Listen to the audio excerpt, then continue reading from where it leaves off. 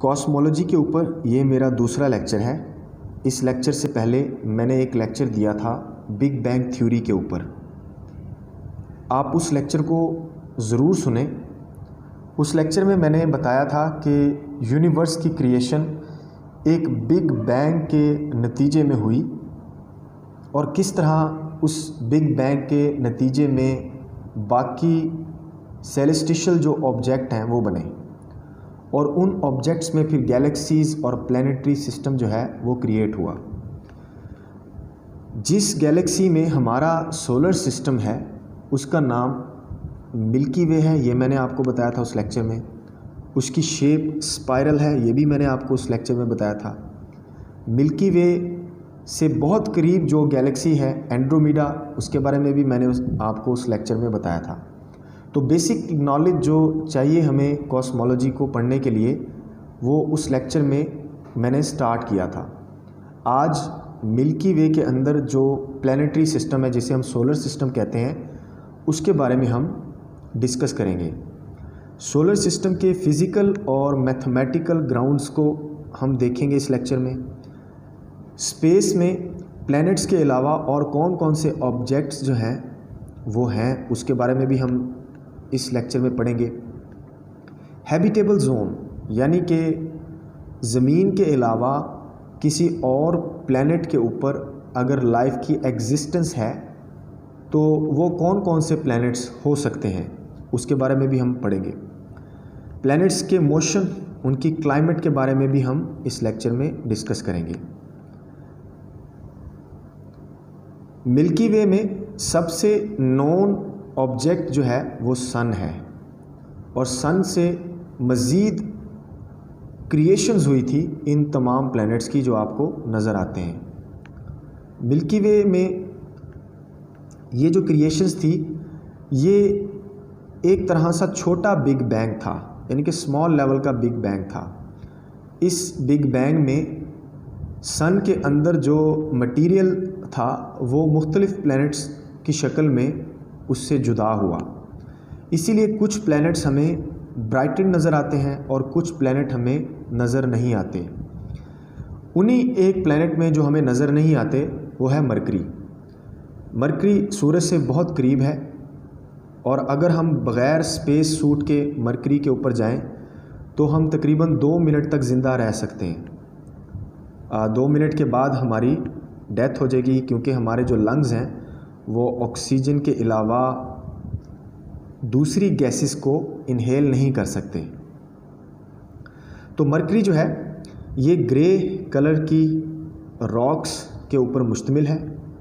सूरज के गिर्द ये 88 डेज़ में एक रोटेशन कंप्लीट करता है। मरकरी का जो सिग्नेचर है वो ये आपको नज़र आ रहा है।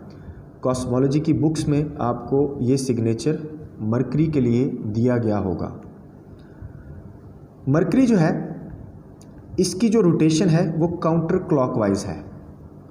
सोलर सिस्टम में मार्स सवाए वीनस के बाकी तमाम के तमाम प्लैनेट्स की रोटेशन एंटी क्लॉकवाइज है। सिर्फ वीनस एक ऐसा प्लैनेट है जिसकी रोटेशन जो है वो क्लॉकवाइज है। अगर हम ज़मीन के मुकाबले में ग्रेविटी का तसव्वुर करें मरकरी के ऊपर, तो अगर ज़मीन पर हम किसी चीज़ का वज़न 1 किलोग्राम मेजर करते हैं तो मरकरी की ग्रेविटी के ऊपर वही 1 किलोग्राम 0.38 किलोग्राम के बराबर होगा। इससे पता चलता है कि मरकरी के ऊपर ग्रेविटी जो है वो ज़मीन के मुकाबले में बहुत कम है और हमें स्पेस सूट के ज़रिए मरकरी के ऊपर हम उसके ऊपर चल सकेंगे। इसके बाद जो दूसरा नोन प्लैनेट है वो है वीनस। वीनस का सिग्नेचर ये आपको मैं दिखा रहा हूँ। इसकी जो रोटेशन है वो क्लॉकवाइज है। इसका जो सरफेस है वो येलो एंड वाइट कलर का गैसियस सरफेस है जो सल्फ्यूरिक एसिड के क्लाउड्स हैं असल में। यहाँ पर मैं ये बात क्लियर कर दूँ कि मरकरी की तरह वीनस के ऊपर रॉक्स नहीं हैं कि हम वहाँ पर जो प्लेट्यू है वो देखें कि वहाँ पर प्लेट्यू हैं जैसे ज़मीन पर हमें नज़र आते हैं, ताकि हम उनके ऊपर लाइफ की एग्जिस्टेंस के बारे में जान सकें। ये गैसियस सरफेस है और यहाँ पर अगर हम जाएं तो मुख्तलिफ़ जो रॉक्स के टुकड़े हैं वो वहाँ के एटमॉस्फेयर में हमें तैरते हुए नज़र आएंगे, इसीलिए ये एक सॉलिड सरफेस नहीं कहलाता। वीनस जो है, अगर इसके ऊपर हम बग़ैर स्पेस सूट के जाएं तो 1 सेकंड से भी कम वक्त में हम मर जाएंगे, क्योंकि सल्फ्यूरिक एसिड हमारे लंग्स को फ़ौरन ही कोलैप्स कर देगा। वीनस जो है वो सूरज के गिर्द एक चक्कर जो है वो 225 डेज़ में लगाता है और ज़मीन के मुकाबले में इसकी ग्रेविटी जो 1 किलोग्राम मैंने आपको एज ए एग्ज़ाम्पल बताई थी वो 0.90 किलोग्राम है। ग्रेविटी थोड़ी सी ठीक है, बट क्योंकि इसका जो सरफेस है वो क्लाउडी सरफेस है तो हम लाइफ की एग्जिस्टेंस इसमें तलाश नहीं कर सकते। मरकरी के मुकाबले में वीनस हमारी अर्थ के बहुत करीब है, इसकी वजह से वीनस जो है वो हमारी अर्थ से नज़र आता है और वीनस जो है सम टाइम सुबह के वक्त हमें चमकता हुआ बहुत ज़्यादा नज़र आता है। हम इसे स्टार समझ लेते हैं, हालांकि ऐसा नहीं है, ये स्टार नहीं है, ये प्लैनेट ही है जो सुबह के टाइम अक्सर हमें चमकता हुआ नज़र आता है। सम टाइम ये शाम के टाइम भी हमें नज़र आता है और हम इसको इवनिंग स्टार भी कहते हैं। इसके बाद हम अपनी अर्थ के बारे में जानते हैं। अर्थ का सिग्नेचर जो है वो ये है कॉस्मोलॉजी की बुक में, और अर्थ की जो रोटेशन है अराउंड सन वो 365 डेज़ है। अर्थ से टूटा हुआ एक और ऑब्जेक्ट हमें नज़र आता है, वो है मून। अर्थ के ऊपर लाइट और ब्लू कलर का शेड है। ये लाइट ब्लू कलर का जो शेड है ये आपको पानी और बाकी जो मटेरियल है जो हमें नज़र आते हैं अर्थ के ऊपर, ये उसकी वजह से है। अर्थ के ऊपर 100% लाइफ की एग्जिस्टेंस है और इसके ऊपर हम ज़्यादा बात नहीं करेंगे क्योंकि अर्थ के ऊपर तो हम बहुत कुछ जानते हैं। अब हमें बाकी प्लैनेट्स के ऊपर लाइफ को तलाश करना है और उसके ऊपर हम ज़्यादा फोकस करेंगे। ज़मीन के ऊपर हम ज़मीन के एटमॉस्फेयर की वजह से तकरीबन 80 ईयर्स तक ज़िंदा रह सकते हैं। 80 ईयर्स के बाद भी हम ज़िंदा रह सकते हैं अकॉर्डिंग टू कंडीशन, बट ये जो अमाउंट है 80 ईयर्स वो इसके एटमॉस्फेयर को सामने रख के निकाली गई है। ज़मीन के बाद जो सबसे ज़्यादा रिसर्चेबल प्लैनेट है वो है मार्स। मार्स जो है इसके बारे में इतनी रिसर्च हो चुकी है कि पता चला है कि ज़मीन जैसा ही ये प्लैनेट है और 75% इसके ऊपर लाइफ की एग्जिस्टेंस है। इसके ऊपर पानी भी मौजूद है और इसका जो एटमॉस्फेयर है वो बहुत रिलायबल है as compare to Earth. Mercury, Venus, Earth के मुकाबले में मार्स जो है वो सूरज के गिर्द एक चक्कर 687 डेज़ में लगाता है, यानी कि मार्स का एक साल 687 डेज़ के ऊपर मुश्तमिल है। मार्स का जो सरफेस है वो red and orange iron oxide soil है। यहाँ पे सोल का वर्ड है कि इसमें भी ज़मीन की तरह मिट्टी है, पहाड़ हैं और प्लेट्यू जो है वो फिक्स्ड है, और ऐसे प्लेट्यू के ऊपर हम अपनी लाइफ की एग्जिस्टेंस जो है वो तलाश कर सकते हैं। वहाँ पर फसलें उगा सकते हैं, वहाँ पर हम आबादियाँ बना सकते हैं। अमेरिका की एक नोन पर्सनैलिटी है एलन मस्क, उन्होंने मार्स के ऊपर एक कॉलोनी बनाने का ऐलान किया हुआ है और वो अपने मिशन जो है वो मार्स के ऊपर भेजते हैं और वहाँ पर एक कॉलोनी जो है वो बन रही है। अब आगे भी इसकी रिसर्च होगी तो हमें कुछ पता चलेगा। विदाउट स्पेस सूट मार्स के ऊपर हम 2 मिनट तक ज़िंदा रह सकते हैं तकरीबन, और ज़मीन के मुकाबले में इसकी ग्रेविटी कम है 0.38 kilogram as compare to 1 kilogram of Earth mass. ये इसकी ग्रेविटी आप जान सकते हैं। मार्स जो है ये हैबिटेबल जोन में आता है। हैबिटेबल जोन वो जोन है कि इस जोन के अंदर प्लैनेट्स को प्रोटेक्शन होती है बाकी जो स्पेस ऑब्जेक्ट है उनकी बम्बार्डमेंट से, क्योंकि बाकी जो प्लैनेट्स हैं वो एक्सो स्पेस में आ जाते हैं। वहाँ पर बहुत ज़्यादा तादाद में एस्टेरॉयड और मीटोर शावर हुई हैं, जिसकी वजह से वहाँ पर जो है वो लाइफ तकरीबन नामुमकिन तस्वुर की जाती है और वहाँ के बारे में ज़्यादा ना तो मिशन भेजे जाते हैं ना वहाँ के बारे में ज़्यादा सोचा जाता है। तो हैबिटेबल जोन के अंदर मार्स आता है, तो इसी की वजह से इसके ऊपर लाइफ की एग्जिस्टेंस के आसार जो है वो नुमायाँ हमें नज़र आते हैं। मार्स का जो सिग्नेचर है वो ये है। ये सिग्नेचर अक्सर आपने देखा होगा कॉस्मोलॉजी की बुक में और इंटरनेट पे भी। मार्स और जुपिटर के दरमियान एक एस्टेरॉयड का बेल्ट है।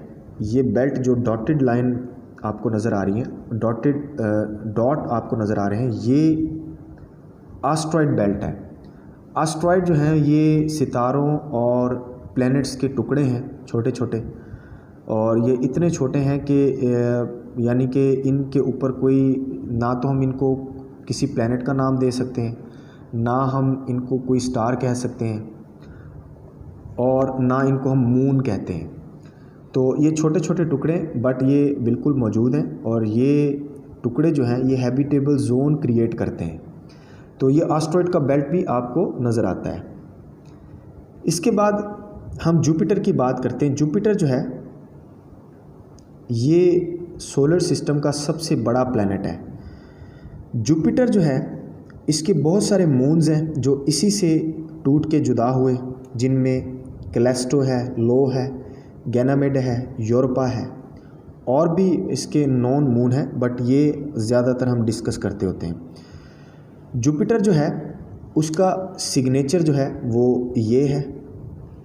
जुपिटर भी वीनस की तरह एक क्लाउडी सरफेस रखता है। जुपिटर में ऑरेंज और वाइट कलर के क्लाउड हैं जो अमोनिया और अमोनियम हाइड्रोसल्फेट के ऊपर मुश्तमिल होते हैं। जुपिटर जो है इसके ऊपर भी लाइफ की एग्जिस्टेंस तकरीबन नामुमकिन है।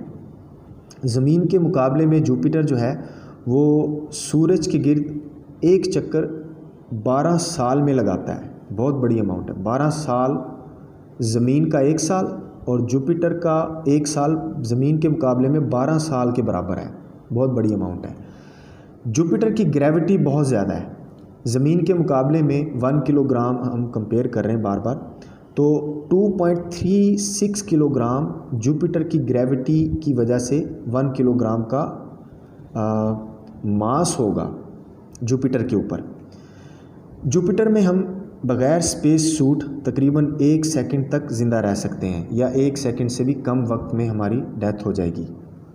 तो जुपिटर के बारे में लाइफ की एग्जिस्टेंस तकरीबन नामुमकिन है, इसलिए इसके बारे में ज़्यादातर रिसर्च नहीं हो रही और ये हैबिटेबल जोन के बाहर है।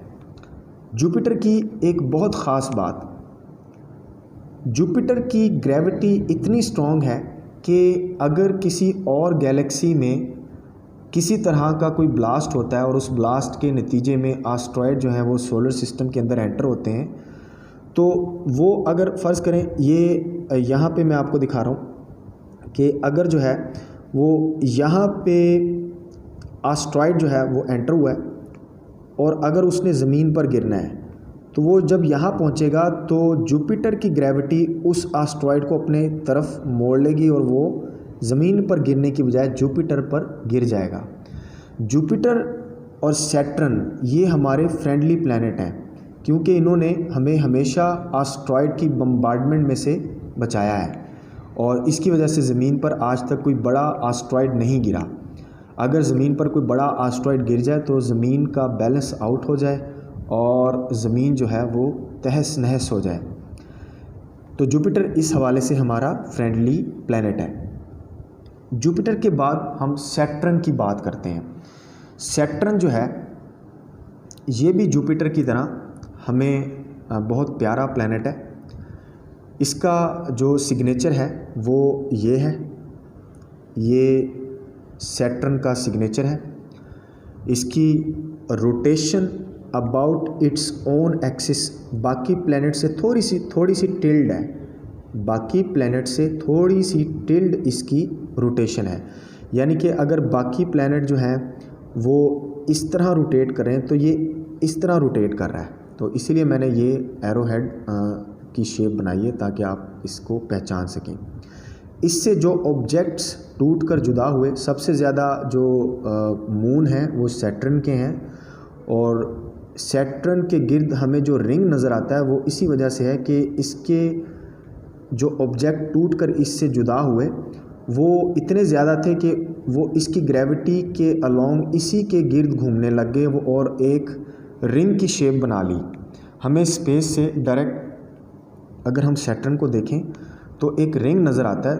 ये रिंग जो है असल में इसके मून्स हैं, और इसके मून्स की क्लाउड की वजह से ये रिंग हमें नज़र आता है। सैटर्न के जो नॉन मून्स हैं वो हैं माइमास, एनक्लीडस, थाइटस, डायोने, लेपेटस, रूआ, टाइटन। टाइटन जो है इसके बारे में बहुत लोग जानते होंगे। टाइटन जो है ये इतना बड़ा मून है कि तकरीबन हमारी ज़मीन जो है वो इसके बराबर जो है ना वो स्ट्रक्चर में लगती है। तो टाइटन के ऊपर आप बहुत ज़्यादा रिसर्च वर्क भी पढ़ेंगे। टाइटन के ऊपर पानी भी मौजूद है, और ये एक बड़ी यूनिक बात है कि चांद के ऊपर भी पानी का होना, ये एक बहुत यूनिक बात है। बट ये ऐसी बात भी नहीं है कि ऐसा हो नहीं सकता, बिल्कुल ऐसा हो सकता है। हमारे ज़मीन के मून के ऊपर भी पानी मौजूद है, बट क्योंकि मून जो है उसके ऊपर अभी हमने कोई इतने ज़्यादा मिशन भेजे नहीं हैं, जिसकी वजह से अभी ये बात जो है वो कन्फर्मेबल नहीं है। सैटर्न जो है ज़मीन के मुकाबले में 30 साल में सूरज के गिर्द एक चक्कर मुकम्मल करता है, और इसकी ग्रेविटी बिल्कुल मॉडरेट है, जैसे ज़मीन की ग्रेविटी मॉडरेट है लाइफ की एग्जिस्टेंस के हवाले से। 1.06 किलोग्राम इसका मेजरिंग मास होगा as compare to mass of 1 kilogram on earth. तो इसके ऊपर भी क्योंकि क्लाउडी सरफेस है, और ये क्लाउड जो है ये अमोनिया के हैं, तो लाइट येलो कलर सैटर्न का हमें नज़र आता है। और इसके ऊपर हम विदाउट स्पेस सूट अगर जाएं तो 1 सेकंड से भी कम वक्त में हमारी डेथ हो जाएगी। सैटर्न भी हमें प्रोटेक्ट करता है एस्टेरॉयड और मीटियोर शावर से। इसके बाद जो नेक्स्ट प्लैनेट है यूरेनस। यूरेनस का ये सिग्नेचर है। यूरेनस के जो नॉन मून है वो है अम्ब्रियल, एरियल, मेरेंडा, ओबेरॉन, टाइटेनिया। यूरेनस जो है सैटर्न के मुकाबले में इसकी जो एंटी क्लॉकवाइज रोटेशन है जो अबाउट इट्स ओन एक्सिस है वो इस तरह है। सैटर्न की इस तरह थी, इसकी इस तरह है। इसके ऊपर मीथेन के क्लाउड्स हैं, जिसकी वजह से इसका जो सरफेस है वो हमें लाइट ब्लू कलर का नज़र आता है। सूरज के गिर्द ये 84 ईयर्स में एक चक्कर लगाता है, और ज़मीन के मुकाबले में 1 kg मास अगर हम ज़मीन पे लें तो वही मास यूरेनस के ऊपर 0.89 किलोग्राम होगा। इसके ऊपर भी लाइफ की एग्जिस्टेंस जो है वो मौजूद नहीं है। लेस देन 1 सेकंड में हमारी डेथ हो जाएगी without space suit. Neptune second last planet है सोलर सिस्टम का। नेपच्यून का ये सिग्नेचर है। नेपच्यून के जो नॉन मून है ट्राइटोन और प्रोटियस।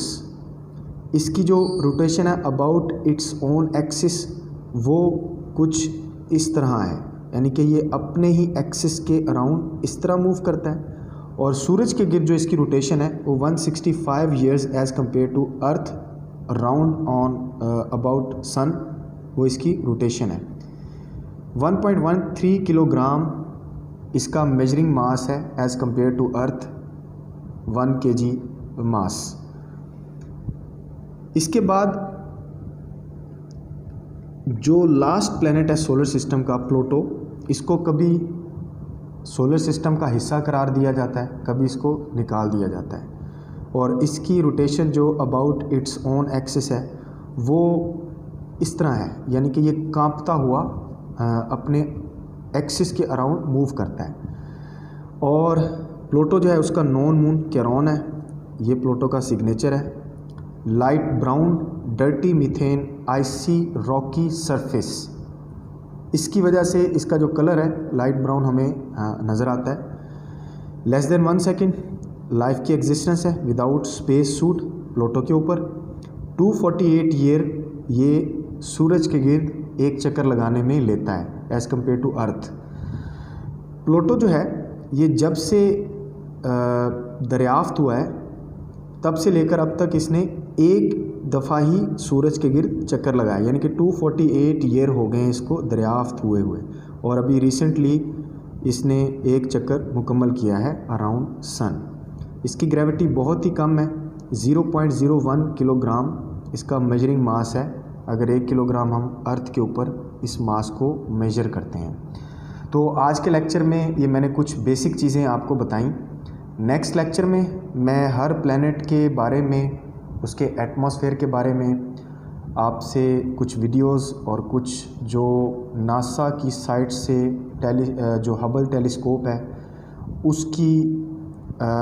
उसके ज़रिए जो पिक्चर्स इन प्लैनेट्स की आई हैं वो भी मैं आपसे शेयर करूंगा। इनकी रोटेशन, इनकी डिग्रीज़, जो चीज़ें हमें कॉस्मोलॉजी को पढ़ने के लिए चाहिए वो भी मैं आपसे शेयर करूंगा। वीडियो के इख्तिताम पर मैं आपसे ये कहूँगा कि इस चैनल को आप सब्सक्राइब करें, द साइनेसियम। इस चैनल पे आप हमसे कमेंट में हमारे लेक्चर के रिलेटेड भी बात कर सकते हैं, और अगर कोई आपको लेक्चर से रिलेटेड, सब्जेक्ट से रिलेटेड कोई और इशू है उसके बारे में भी आप हमसे पूछ सकते हैं। हम इस चैनल पे बाकी सब्जेक्ट्स के लेक्चर भी अपलोड करेंगे बहुत जल्द। Thank you very much.